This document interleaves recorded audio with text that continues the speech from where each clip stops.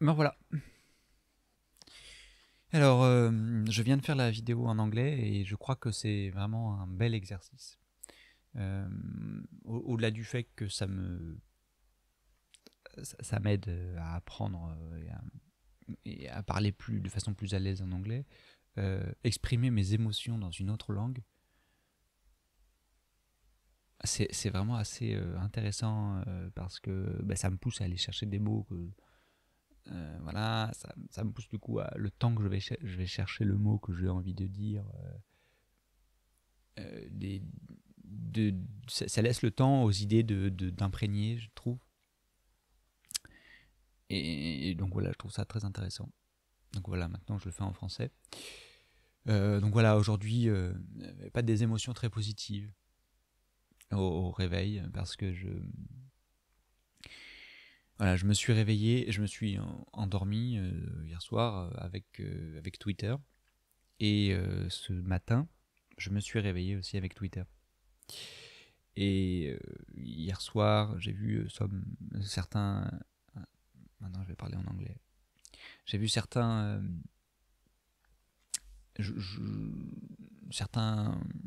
publications de journalistes, enfin, de titres de journaux. C'est même pas le contenu de l'article. L'article est très bien.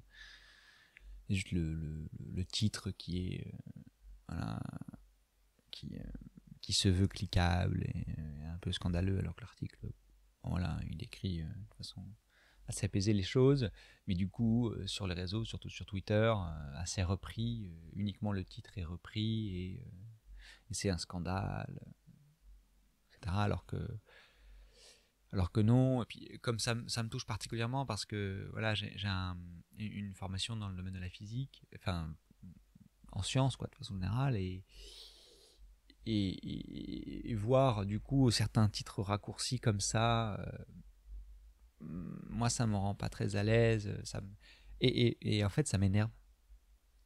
Je suis énervé. Ça m'a profondément énervé et hier soir avant d'aller me coucher j'ai dû répondre à des gens, écrire des tweets et pour répondre à des gens qui s'indignaient. Non, voilà, je vous donne plus d'informations parce que là effectivement il y a des choses qui sont pas dites, qui induisent en erreur, enfin, tout ça. Et je sais pas pourquoi j'ai cette envie de répondre absolument comme ça, dire ah, tiens il y a quelque chose qui est pas raconté de vrai, il faut que je raconte moi le vrai.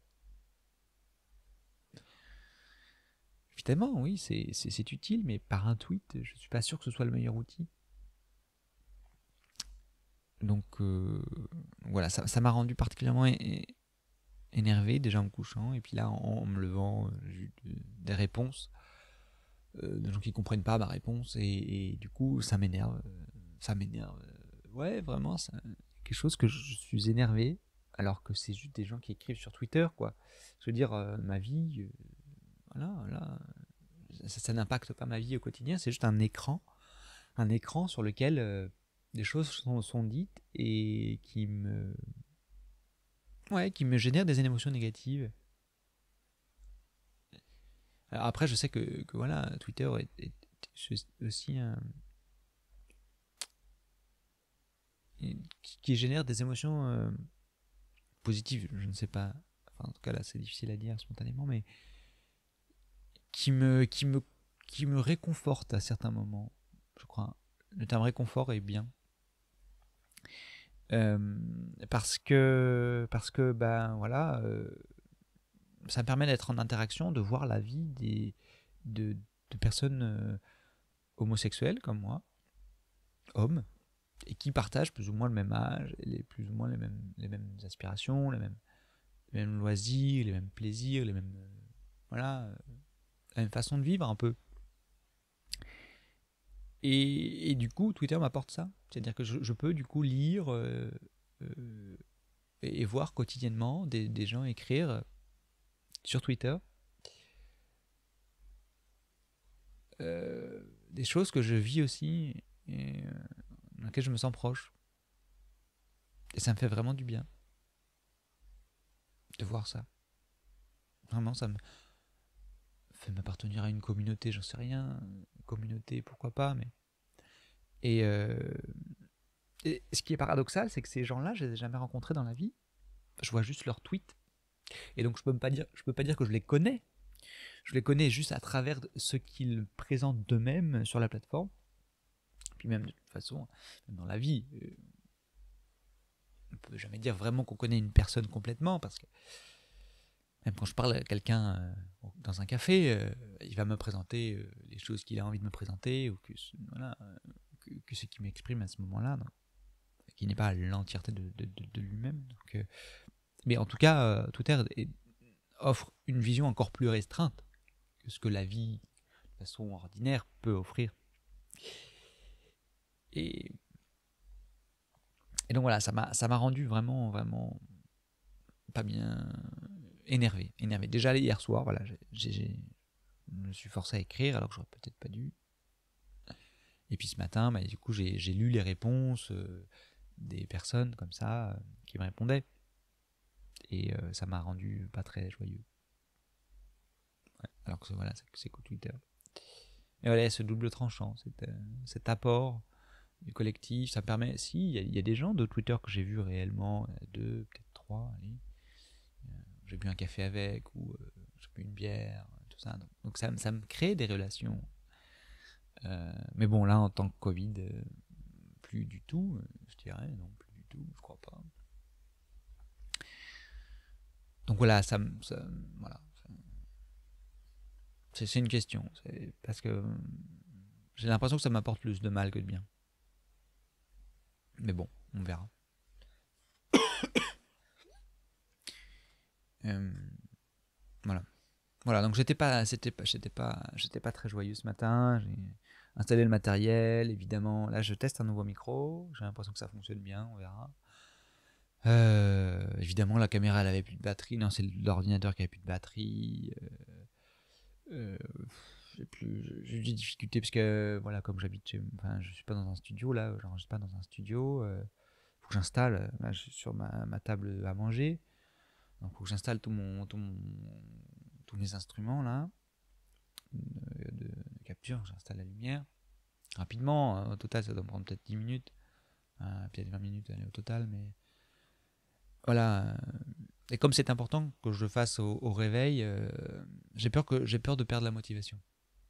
Alors que c'est que le deuxième jour que je range des vidéos comme ça, j'ai peur de perdre la motivation.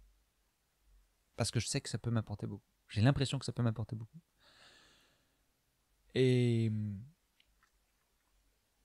et que ça peut m'apporter beaucoup sur le long terme. Et donc, deux tentatives, ça pourrait être peu. Après, ça, c'est pas vraiment une peur, c'est plutôt une crainte, une méfiance, je sais pas. J'ai peur de moi-même.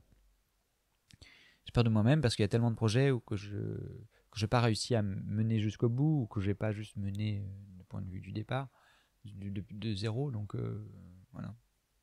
Après, hier soir, c'est vrai que j'étais pas complètement malheureux. Il y a toute une partie, non, j'étais complètement excité hier soir. Parce que c'est problématique sur Twitter. Je me suis dit, mais en fait, il faut que j'en fasse un spectacle de théâtre. Et là, je suis en pleine questionnement sur l'écriture de théâtre. J'ai du mal à écrire. J'écris 3 mots et puis après j'arrête et puis je recommence pas. J'arrive pas à me mettre à écrire, c'est difficile l'écriture. Et, et là, je me suis dit, mais en fait, voilà, là, dans une semaine, je dois rendre un.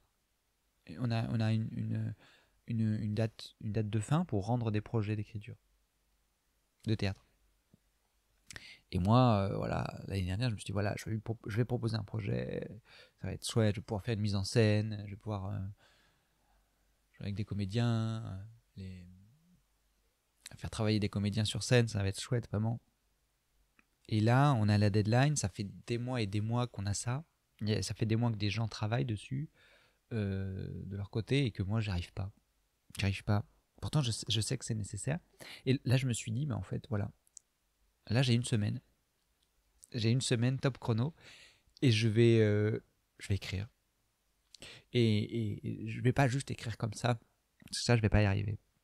Si je me dis je vais écrire pour écrire, il va y avoir personne autour de moi. Personne pourra me voir. Il y a cette notion-là, je pense aussi, dans mon travail. Je me motive parfois parce que les gens vont voir mon travail, ou des gens vont avoir des émotions grâce à mon travail.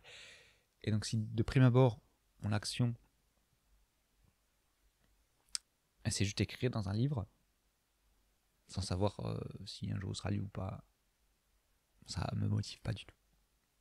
Donc je me suis dit, voilà, là j'ai une actrice que j'aimerais proposer de travailler avec moi. Je vais lui dire, voilà, samedi prochain, samedi matin, est-ce que tu es disponible? Et de faire une répétition, une lecture, samedi matin, avec tous les comédiens disponibles dans une salle de répétition. J'ai envie de lui proposer là maintenant alors que j'ai encore rien écrit. Parce que je me dis, voilà, je vais lui proposer ça, je vais dire, ok, samedi, je te propose de lire la pièce de théâtre que j'ai écrite, alors qu'elle n'est pas encore écrite, pour me motiver justement à écrire, pour me dire, ah merde, là je peux plus reculer. Parce que j'ai dit à une autre, j'ai extériorisé mon envie d'écriture, et du coup ça va me donner du challenge. Et j'avais envie aussi de faire appel à d'anciens collègues pour qu'ils viennent avec une caméra enregistrer cette lecture. J'ai envie que cette lecture-là, elle soit spectaculaire, que ce soit un spectacle en fait. Que les gens viennent, que les comédiens que je vais recruter viennent là pour découvrir le texte, mais en fait, ils vont pas juste faire une lecture, ils vont jouer la pièce sans le savoir. Et ça, j'ai envie qu'il y ait une personne à la caméra, une personne qui fasse une captation sonore, et que ce soit vraiment spectaculaire. J'ai envie d'inviter des gens, presque un public, tu vois, ce samedi là. On est lundi aujourd'hui. Du coup, j'ai moins d'une semaine, quoi. Et ça me motive énormément. Je me dis, mais oui, là, il y a plein de choses à faire. Il faut que je fasse ça. Il faut que je m'impose comme ça. Et le fait que je m'impose d'un point de vue extérieur ces choses-là, je dis, là, je peux plus reculer. Là, j'ai dit à la personne que j'avais écrit, que j'ai en train d'écrire. Donc, je vais pas la décevoir. Je vais faire ça. Et je vais pas la décevoir non plus. Je vais pas me décevoir moi-même. Et je vais cartonner. Je vais faire un truc hyper fort. Ouais, ce sera que pour les comédiens, tout ça, parce qu'il faut les motiver, les comédiens, quand on fait un spectacle. Que les gens soient motivés. Moi, j'ai peur parce que parfois je doute énormément, tout ça, et les gens le ressentent que je doute. Et je dis, ah, s'ils doutent, ça veut dire qu'il va peut-être pas faire le projet, ou va peut-être pas faire le bien. Du coup, faut motiver les gens avec soi pour qu'ils soient au meilleur, pour qu'ils soient flamboyants, qu'ils soient magnifiques sur le plateau, qu'ils puissent exprimer des émotions. Et ça, j'ai réussi dans mon court-métrage précédent à motiver les gens. Et ça, je suis vraiment content. Et là, pour le théâtre, j'ai envie d'explorer de nouvelles choses. C'est une répétition sous forme une répétition spectaculaire. Voilà. Voilà. Où ils vont venir, ils vont lire un texte que je ne sais même pas ce qu'ils vont lire encore. Et j'ai pensé à des exercices de théâtre. Ce sera autour de vu que 2022 arrive bien vite et que ça va être le moment des élections en France, bien j'ai envie de faire un spectacle autour de la participation citoyenne, de comment un groupe de gens se mettent à réfléchir ensemble sur des sujets pour faire commun, pour créer un espace commun, un espace politique, vivre ensemble, comment on pourrait appeler ça, définir ensemble les contraintes dans lesquelles ils vont vivre, dire quelles contraintes, voilà, et voilà, quelles contraintes ils sont capables d'accepter, quelle liberté ils sont capables de lâcher entre guillemets à l'autre, comment on fait les compromis, comment on laisse la place à l'émotion dedans, parce que la politique, elle n'est pas juste structurelle, je sais pas, scientifique.